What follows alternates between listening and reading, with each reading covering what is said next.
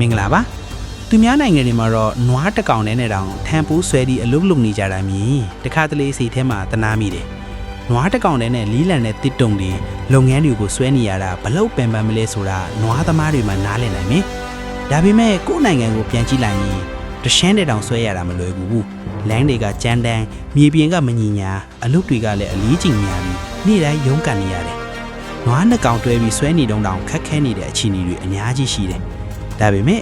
အဓိခက်ခဲမှုတွေကြားထဲမှာပဲနွားနဲ့လူကြားတန်ရောစီကပုံနဲ့ဆိုင်လာတယ်အလုပ်မှာပင်ပန်းရင်တော့အတူတူရုန်းကန်ကြပြီးတယောက်ကိုတယောက်အားထားကြတာပဲနွားကပိုင်ရှင်ကိုမချန်ထားဘူးပိုင်ရှင်ကလည်းနွားကိုမပစ်ထားဘူးနောက်ဆုံးတော့ဘယ်နိုင်ငံမှာဖြစ်ဖြစ်နွားဆိုတာအလုပ်လုပ်ဖို့ပဲမွေးထားကြတာပဲဒါပေမဲ့ကိုယ်နိုင်ငံရဲ့နွားတွေနဲ့နွားသမားတွေကတော့ပိုပြီးခက်ခဲတဲ့ဘဝထဲမှာရပ်တည်နေရတဲ့သူတွေဖြစ်ပြီးအဲ့ဒီခက်ခဲမှုတွေကပဲသူတို့ရဲ့တန်ဖိုးကိုပုံမူကြီးမားစေပါတယ်ဗျာကျေးဇူးတင်ပါတယ်